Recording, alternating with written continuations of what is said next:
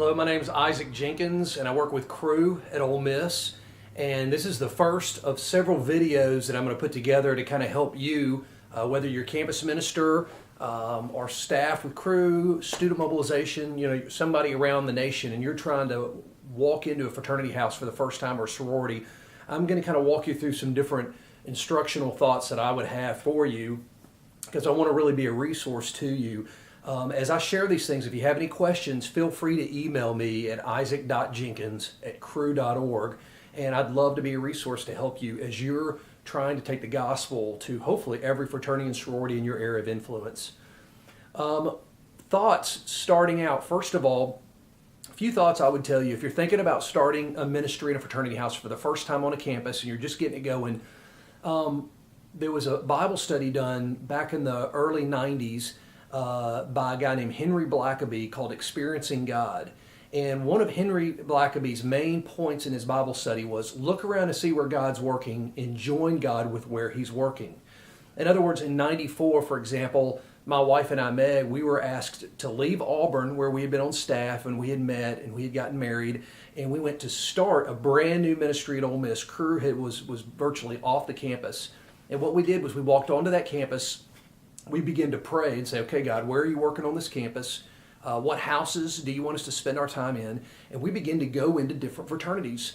Perfect example that God wasn't wanting us to be in one particular fraternity. I went in and I met with a Kappa Sig pledge trainer, which, by the way, that's the first thing I do is you go try to find the pledge trainer. I don't call him on the phone. I go to the chapter house and I look for the pledge trainer. I ask for him by name, find out his name, then go meet with him.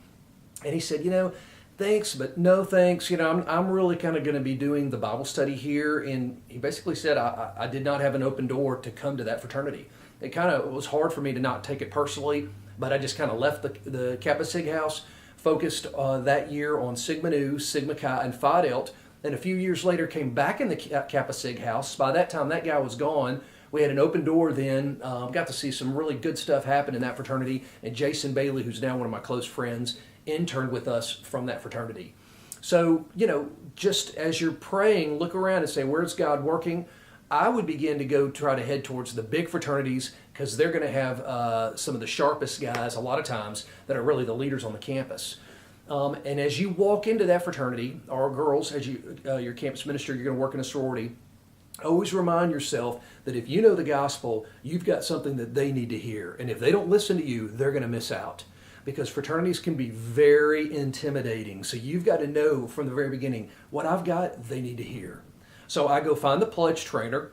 I tell the pledge trainer I have several topics that I would like to discuss with the pledges if he's interested. And they're usually looking for speakers to come in. And I'm going to talk about the different talks that we do. They'll be on our other videos that we do, training videos on different topics for freshmen. So you can look at that later. But my whole goal is to meet with the pledge trainer, see if I can get in and speak to the pledge class. When we were at Ole Miss the first few years, that's what I did with the Phi Delta and the Sigma Nus, but I was a Sigma Chi, so we actually teamed up with Student Mobilization, and we did a co-ed Bible study with the Sigma Chis and the DGs. We did it Wednesdays at 4, I'll never forget, at the DG house. You want to do it at that location, and you want to invite the Sigma Chis to come. Now back then, we could basically make it mandatory. I know it's really hard to pull that off nowadays, but you want to invite the fraternity pledge class to come join the sorority pledge class. And then at that first meeting, that's when I share the gospel with all the pledges, the very first time. In my book, Leaving a Legacy, I talk about some of the different things we would do. We might do a Bible study on gray areas, one on dating and relationships.